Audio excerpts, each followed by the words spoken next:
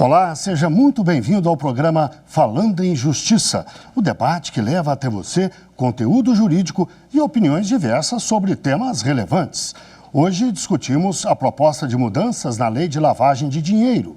Em setembro deste ano, uma comissão de juristas foi instalada na Câmara dos Deputados para elaborar um anteprojeto de reforma da Lei de Lavagem de Dinheiro. Fazem parte da comissão magistrados, integrantes do Ministério Público, acadêmicos e especialistas. Mas existem dúvidas sobre a necessidade de reforma dessa lei. E há quem veja brechas para um retrocesso da legislação.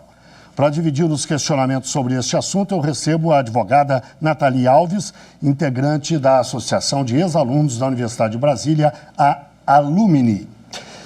Boa noite, Nathalie. Boa noite, Guilherme. É uma felicidade estar aqui novamente partilhando desse estúdio com você, sobretudo para discutir um tema que é tão atual e também que tem ensejado debates jurídicos calorosos. É uma felicidade também poder contar, é um privilégio, na verdade, poder contar com dois participantes, membros da comissão de juristas que está responsável por reformar a lei de lavagem. Realmente será uma participação excelente e o debate tem tudo para ser muito interessante. Bom, e para debater o tema, recebemos via Skype o desembargador federal do Tribunal Regional Federal da Primeira Região, Ney Belo, e também o advogado Pedro Ivo Veloso. Ambos são integrantes da comissão de juristas instalada na Câmara dos Deputados. Muito bem-vindos e obrigado pela participação no programa aos dois. Nathalie, a primeira pergunta, por favor. Muito obrigada, Guilherme. Bem, o ministro do STJ, Reinaldo Soares, que também é o presidente da comissão de juristas, declarou recentemente, ele sinalizou na realidade, que no Brasil gasta-se cerca de 6 bilhões de reais por ano só em virtude do crime de lavagem de dinheiro. E isso, sobretudo, em função dos crimes antecedentes, chamados crimes antecedentes, como é o caso do tráfico de drogas. Então, justamente por isso a questão é muito sensível e cara à sociedade brasileira. E também por conta disso, naturalmente, quando veio a ideia de proposta de reforma da lei, alguns segmentos da sociedade se preocuparam com uma possibilidade de retrocesso em relação aos avanços que têm sido conquistados no campo de combate à lavagem de dinheiro. Diante disso, eu questiono ao desembargador Ney Belo, que aqui eu faço o destaque, é relator da comissão de juristas, em que medida ele entende que é necessária, de fato, essa reforma da lei de lavagem de capitais.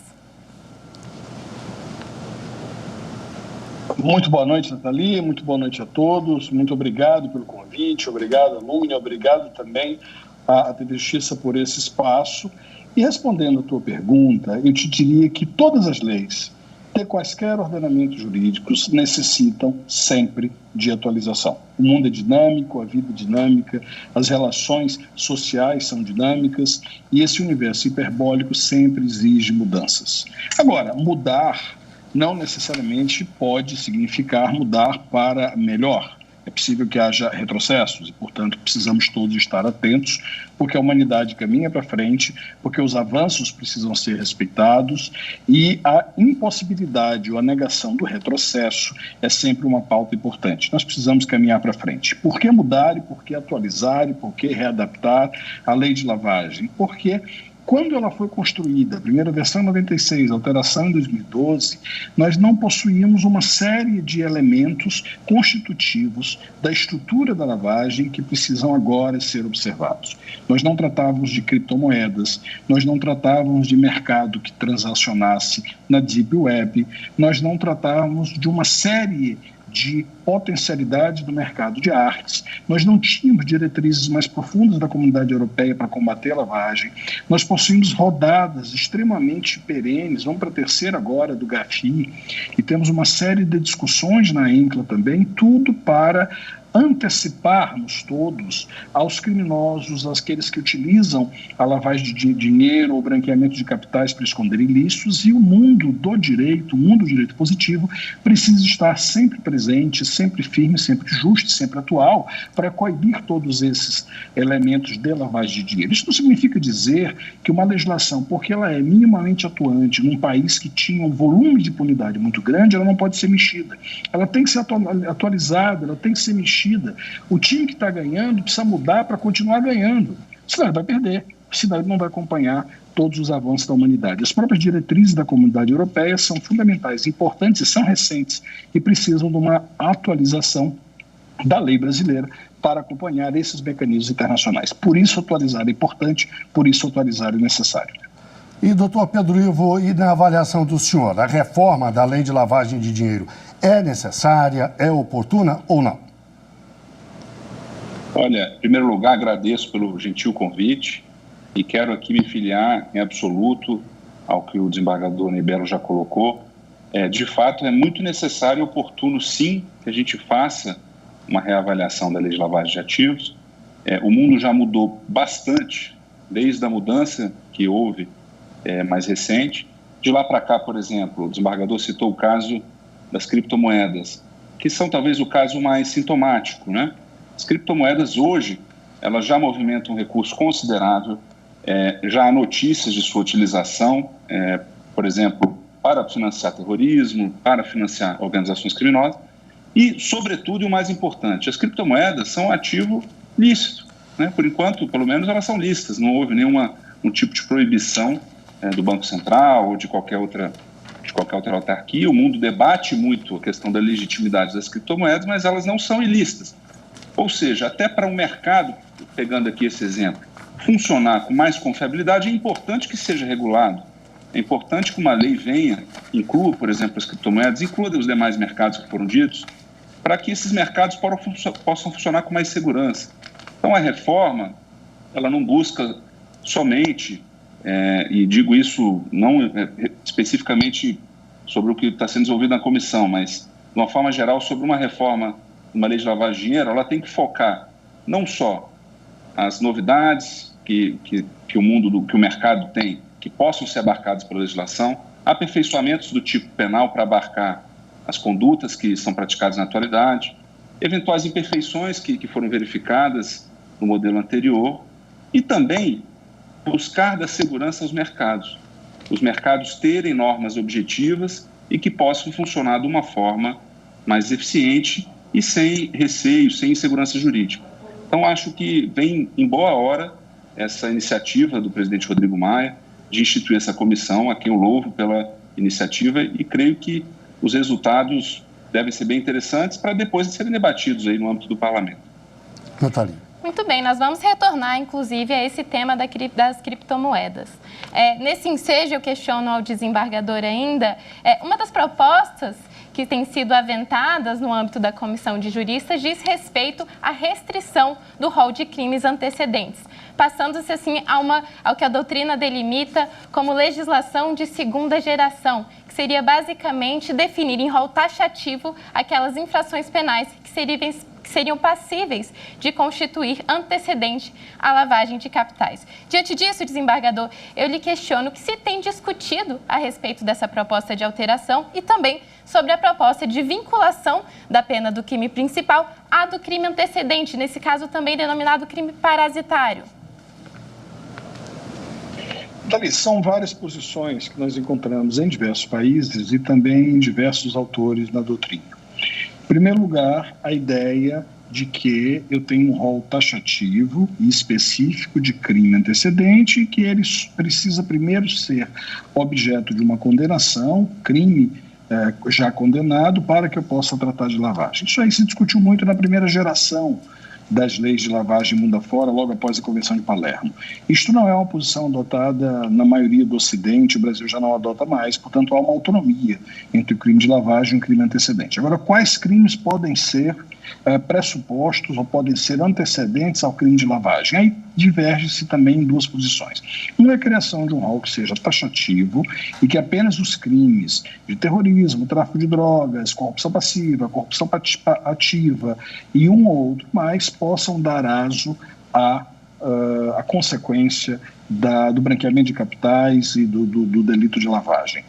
E uma terceira posição que deixa esse rol absolutamente em aberto, ou seja, qualquer crime pode dar aso à lavagem. A terceira posição, que é combatida por boa parte dos juristas, cria a seguinte situação: eu posso ser condenado ou posso responder por um crime de 6 meses apenas, então somente, de detenção, e, mesmo sofrendo a ideia de que esse é meu crime antecedente, cometer lavagem que vai ser punido até 12 anos. Portanto, eu teria uma desproporcionalidade quanto a isso. E os autores, a maior parte dos autores, sustenta a autonomia de tal maneira que o bem jurídico protegido pela norma do crime de lavagem não tem uma vinculação imediata com o bem jurídico protegido pela norma do crime antecedente. E se isso é assim, o fato de eu esconder a existência do dinheiro ou dos valores, dos bens, ainda que meu crime antecedente seja um crime de pouca potencialidade ofensiva, eu respondo autonomamente pela existência da lavagem, porque o bem jurídico protegido aí passa a ser o equilíbrio dos mercados, a sanidade das relações, a segurança das relações bancárias internacionais e, portanto, eu preciso punir o crime de lavagem, ainda que o crime antecedente seja de baixíssima potencialidade ofensiva. Portanto, é isso que se discute. Existem vários posicionamentos teóricos. A minha posição pessoal não é a posição do relator. Por quê? Porque, evidentemente, todos nós pensamos de forma diferente, senão não teria sentido uma comissão para discutir o assunto. E existe a figura do relator da comissão, que tem, por obra e graça, a função não de fazer um relatório do seu próprio pensamento, mas uma condensação daquilo que se discute e da posição majoritária da comissão. Nós não discutimos ainda esse assunto. Mas eu já lhe asseguro que essa autonomia absoluta do crime de lavagem sobre o crime antecedente, ela é construção do Ocidente, ela vai permanecer assim, não vejo razão para mudar e arriscaria dizer que o espírito da comissão jamais será mudar isso. Nós vamos discutir alguma proporcionalidade entre o crime antecedente de baixo potencial ofensivo e como isso se manifesta na hipótese de condenação mais severa por um crime de lavagem, o que implica dizer que se eu lavo dinheiro 5 mil reais, eu vou ter a mesma pena de eu ter lavado 5 bilhões. Se o meu crime antecedente foi um crime de baixa potencialidade lesiva que me deu uma quantidade muito pequena de valores ilicitamente adquiridos, eu os escondo, pratico escondimento, simples e simploriamente. Isso vai me render uma pena de lavagem igual a quem pratica mercado ilícito pela Deep Web ou com criptomoedas e lesa e, consequentemente, manuseia mais de bilhões. Então, essa proporcionalidade me parece que é o café da tarde para ser discutido na comissão. Não a autonomia, não a ausência de autonomia ou a precariedade da condenação explícita por lavagem. É o que eu penso e é o que eu observo. Eu faço uma nova pergunta ao Dr. Pedro Ivo. Uma das propostas aventadas pela comissão e que tem maior repercussão é a possibilidade de se acabar com a autonomia do crime de lavagem de capitais. Qual a percepção do senhor a respeito deste tema? Eu acho que o desembargador Ney já até começou respondendo isso. Em primeiro lugar, não há proposta, o que há, por enquanto, é uma discussão muito ampla, né? Longe de haver propostas que vão ser condensadas aí pelo relator, apresentadas aí ao final pelo presidente da comissão, o ministro Reinaldo Soares. Mas essa discussão, e eu chamo de discussão sobre a autonomia da lavagem de dinheiro, e que não se pretende acabar com ela, ou, aliás, transformá-la em algo radical, ou digamos assim, um dogma, ela é muito relevante no seguinte aspecto. Ao longo da prática forense, os julgados, eles foram alargando, talvez, uma percepção de autonomia a ponto de, quase que em alguns julgados, de ignorar ou de achar desnecessário que fosse indicado a origem criminosa do bem que está sendo lavado ali, por exemplo, naquela denúncia, naquele caso.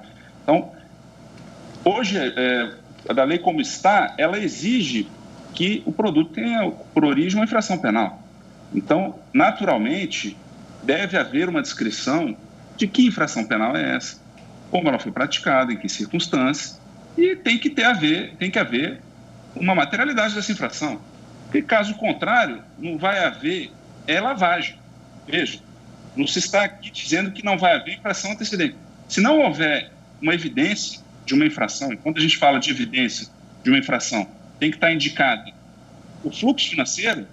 Há uma máxima que é muito importante na teoria, quando se estuda lavagem de dinheiro, que é follow the money, siga o dinheiro. Tem que haver a descrição de um fluxo financeiro para ter lavagem. E para ter uma descrição de um fluxo financeiro proveniente de crime, a gente tem que saber de qual crime, quando ele foi praticado, que produto do crime foi gerado. Portanto, o que não se pode conceber, eu acho que a discussão está centrada nisso, é a menção genérica, ou a presunção, ou quando não há nenhuma evidência de um crime antecedente, e mesmo assim se tenta uma denúncia por lavagem de ativos. Então, nesse aspecto, e considero importante, e aqui expresso a minha posição pessoal, eu considero importante, sim, que a imputação de lavagem, ela indique concretamente o crime, o produto que ele gerou, o proveito que ele gerou e a materialidade disso. Quer dizer, tem que estar evidenciado, tem que ter um mínimo ali de prova, tal como tem que ter a ver para os demais elementos do tipo lavagem de dinheiro. Em resumo, é isso que eu posso te dizer. Perfeito. Bem, essa proposta de alteração da lei, ela tem sido vista por muitos como uma oportunidade para incluir novos setores, como, por exemplo, dos ativos digitais, que havíamos mencionado aqui mais cedo. Os ativos digitais, em particular, se tornaram um novo instrumento de lavagem de dinheiro, sobretudo por conta de sua característica de transnacionalidade. Então, doutor Pedro Ivo, eu lhe direciono esse questionamento na sua percepção. É necessário, de fato, incluir o tema na legislação? E, se sim, como é possível fazê-lo sem perder de vista o caráter fluido da tecnologia, que se altera em velocidade muito maior do que a produção legislativa? Bom, a produção legislativa, como você acabou de dizer, ela nunca vai acompanhar a tecnologia. Então, naturalmente, uma lei ela já nasce um pouco defasada. Agora, no que se refere aos ativos digitais, eu acho que isso aí já há um ponto em comum de que, até como eu acabei de dizer, para dar mais segurança jurídica, é necessário que seja incluído. Então, por exemplo, que possam declarar, que possam ter um cadastro mais bem organizado, que possam saber o nome das pessoas que estão fazendo as transações, que haja critérios de montantes ou de circunstâncias, para que haja a declaração, a comunicação à unidade de inteligência financeira. Tudo isso já está previsto, por exemplo, no GAFI. O GAFI já tem alguns estudos sobre isso. O que é importante é que essa questão dos ativos digitais seja incluído, que eles sejam uma das entidades obrigadas a fornecer informações para que se possa começar a ter a incidência da lei de lavagem em ativos digitais. Isso é um ponto. E no outro ponto, para aqueles que operam em conformidade, para aqueles que operam nesse mercado em acordo com a legislação, para que eles possam ter segurança jurídica, para que não sejam confundidos com aqueles que usam esses ativos para branquear ativos originários de condutas criminosas. Eu tenho outra pergunta, desta vez para o desembargador Ney Bello. Como é que o senhor avalia a proposta de se dar autonomia à COAF?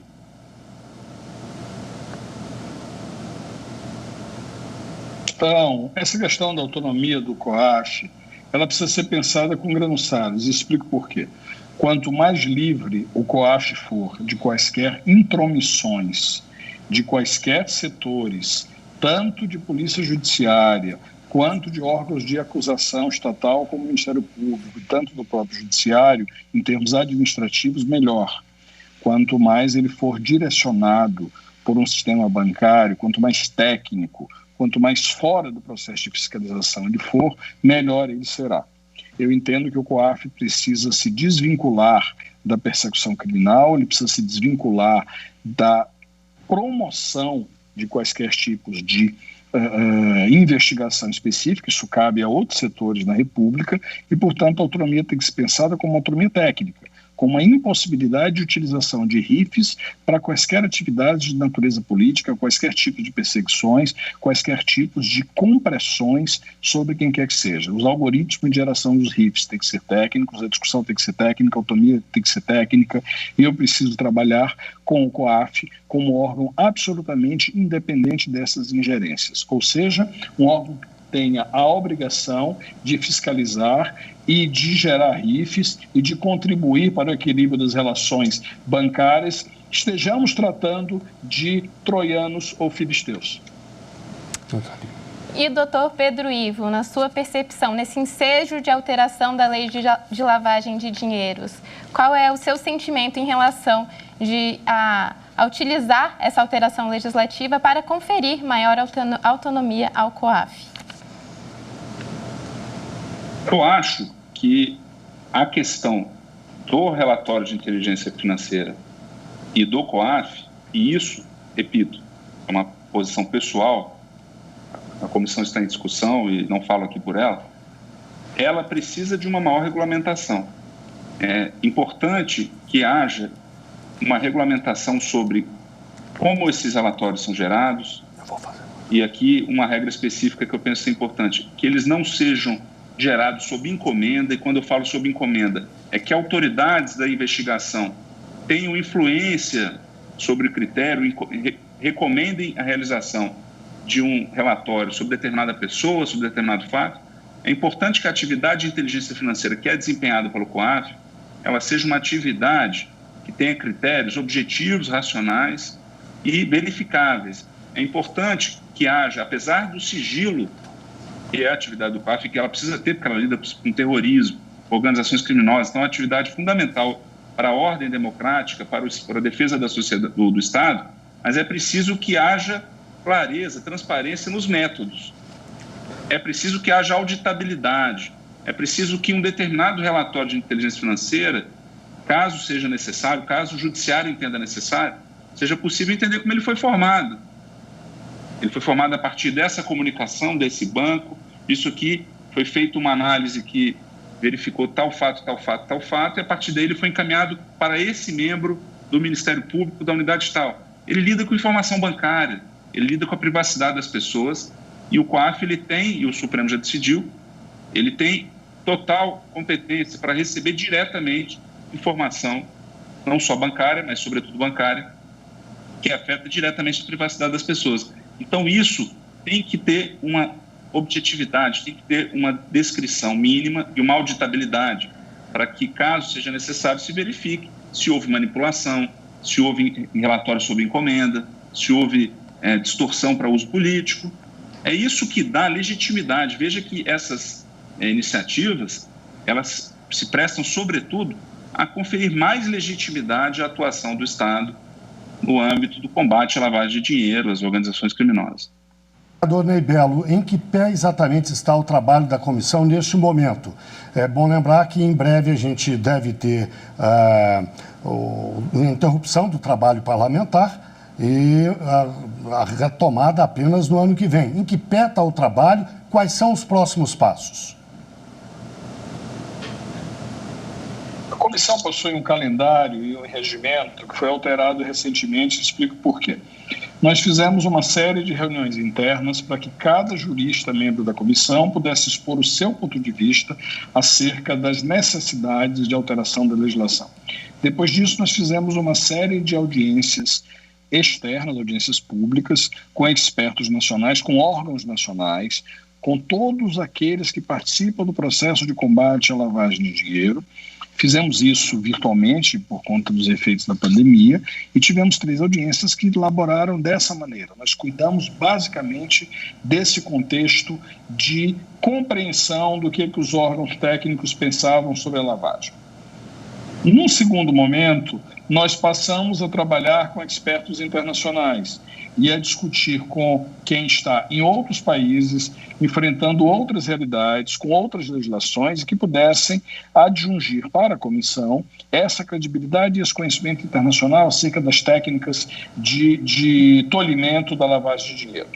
Chegaríamos agora ao momento em que nós, integrantes da comissão, estaríamos debatendo todas essas compreensões, todos os relatórios parciais que foram gerados, todas as análises que foram apresentadas por quaisquer interessados no Brasil e no exterior, e nesse momento nós fizemos uma interrupção para recomeçar os trabalhos ano que vem, recomeçar as audiências públicas e os debates, e aí no último momento, após os debates internos, a construção de uma proposta a ser encaminhada para o parlamento. Eu lhe diria que as comissões que trabalharam com projetos de monta, como da lei de drogas, que eu fui relator também, ou da lei de probidade, que eu também fui relator da comissão de juristas, todos eles duraram cerca de 6 meses e alguns outros, de outras comissões, duraram cerca de 1 ano. Portanto, seria prematuro utilizarmos apenas de 3 meses, 90 dias, para a construção de uma proposta fundamentada, coerente, lógica e contemporânea para a juridização da lavagem de dinheiro. Portanto, quer me parecer que isso vai ficar para o primeiro semestre do ano que vem, para que tudo seja feito com profundidade, com atenção a pensamentos divergentes, com calma e com competência. Doutor Pedro, o desembargador falou sobre audiências públicas, são uma oportunidade da sociedade organizada participar com sugestões, com eventuais avaliações. Essas audiências, pelo que eu entendi, devem se repetir no semestre que vem. Bom, quanto à marcação de audiências aí, eu prefiro deixar a palavra com o relator da comissão, que ele que dita os trabalhos junto com o presidente da comissão, ele vai saber dizer melhor. Agora, as audiências são fundamentais, que essa é uma comissão de juristas, ou seja, de pessoas que pesquisam academicamente o tema, e é fundamental, sobretudo, para se ter o input, para se receber colaborações, informações de pessoas que lidam com isso no dia a dia, por exemplo, de sua prática profissional, como pessoas do COAF, pessoas de bancos, pessoas que trabalham com investigações, pessoas que falam em nome de associações de entidades obrigadas. Então, isso e foi muito importante para receber essas percepções, né?